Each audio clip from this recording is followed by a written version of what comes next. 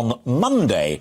Liz says it'll be within a week. Yeah. She's absolutely on the money, though, isn't Ruby? Absolutely. Well, look, I think viewers of this programme, Alistair, will be wanting, a package to help them, struggling with their energy bills. And that's where the media has been. The media flotsam has been directed to use one. Terrific. Absolutely, has been directed, understandably, to households. But if small businesses go under, they are the linchpin, really, of the economy. And, of course, they'll bring other businesses down. They provide us with essential services. So I don't think it'll be at the end of day one. But after a few days, we definitely need the new Prime Minister, after this long summer when we've been waiting for these announcements, to say how they're going to help not just households, but business too. Yeah. She's also said, and said it this morning, and Ray ran a clip of it from the Laura Kuenssberg interview in his news bulletin, that ordinary folk, forget businesses for a moment, but you, I and everybody else will know what her battle plan is on the cost of living crisis and energy prices particularly by the end of the week. Yeah. I mean, that, in governmental terms, that is moving. Yeah. Well, look, the fact is we've had this long Tory process to elect a Prime Minister, but actually we could have finished it a month ago. Nothing has really changed since the beginning of the contest. We knew then that Liz Truss was well ahead.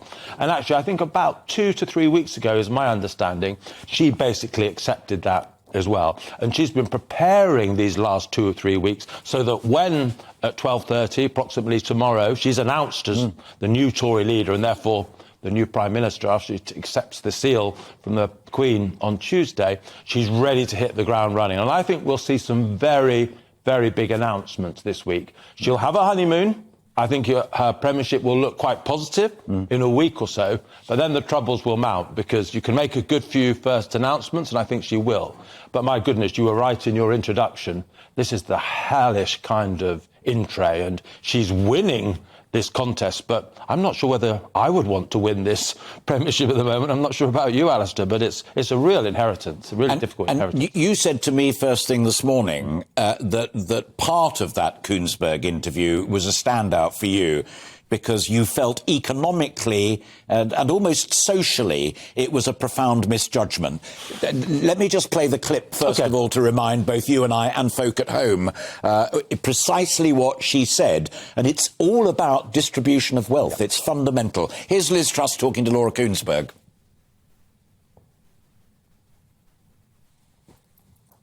You want to do it. Absolutely. You believe it's the right thing. I do believe it's the right thing. But is it fair that on this decision... Yes, it is fair. It is fair to give the wealthiest people more money back? It is fair. We promised in our manifesto that we would not raise national insurance. I opposed the decision to raise it in Cabinet because it was the wrong decision. I believe it is the right thing. You went along with it, though. You could have quit if you felt that strongly. Well, I could, but I preferred to stay in and fight my corner. So her tax cuts, even if they advantage the wealthier more than the poorer, will go ahead. She didn't announce that before the close of play on Friday so as not to frighten the horses. But you think that's profoundly wrong? Well, look, to be fair, Alistair, she's been saying that she's going to cut the national insurance rate for a long time. She hasn't been quizzed in quite the way she was quizzed by Laura this morning. I think it's right to cut the national insurance rate. As Liz Truss said, the Tories promised at the last general election that they wouldn't increase it, and then they did increase it. So reversing that is fundamentally about getting back on honest terms with the electorate. But because of some of the changes made in the tax system since then, it will be a particular tax cut to benefit the wealthy.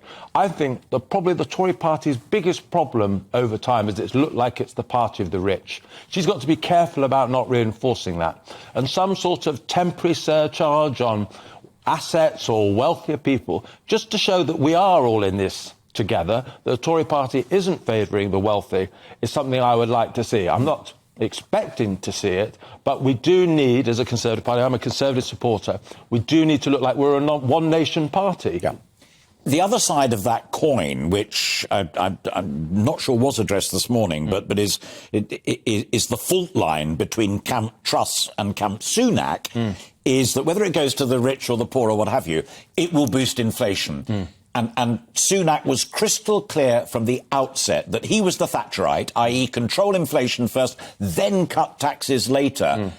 Within the parliamentary party, that's why there was, right up until the last moment, more love for Rishi than there was for Liz. Yeah, I think Sunak was trying to have it both ways, actually, because he was actually increasing a lot of spending pledges, like for pensioners. Now, that might be the right thing, but fiscal expansion can take, both forms. It's both tax cuts and it's spending increases.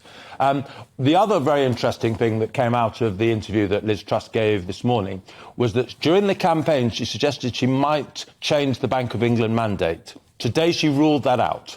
There's a beginning as she gets nearer to office that campaign pledges maybe are meeting contact with reality and maybe won't survive. I only interrupt just, and I've done this once before for folk listening, because it's not over-technical language, but the mandate from Her Majesty's government to the Independent Bank of England is to keep inflation at or around 2.5%. Yeah. Those who want it changed say, no, the mandate should be to boost the economy and growth. Yeah. She's now said, I'm not going to do that, but she is going to tear up the Treasury orthodoxy. We'll do that. But I think just for the moment, and you're completely right, a few moments ago, to focus on the control of inflation. That is the cancer at the heart of our economy at the moment. It hurts the poor most. It makes businesses struggle to invest because they're entering a very uncertain environment. So by reinforcing the Bank of England mandate, as she's done this morning, she's actually signalling, yes, she's going to help us with this cost of living crisis, but the war against inflation is her number one priority. That's really important. Final question, and I've asked you to come back at 1 o'clock when we've heard from our next tranche of guests, who are wonderful people who run the party out in the country. And it's about them. Will they forgive the parliamentary party for what they did to your old boss? I know you left him, you had your differences of opinion, but Boris Johnson was their hero. Yeah. They knifed him, they destroyed him, and now they're arguing whoever should replace him. They have long memories to Tories in the country. They do. Look, there were opinion polls by YouGov and the Conservative Home Grassroots website that actually showed that party members were about divided 50-50 about whether Boris Johnson should be got rid of. So it's not simple. And I remember when Mrs Thatcher, we're both old enough, Alistair, to remember that, when Mrs Thatcher was deposed, she had about 80% of party members on her side. So the love affair with Boris Johnson amongst the grassroots is real, but it was never on the scale that they had with the Iron Lady.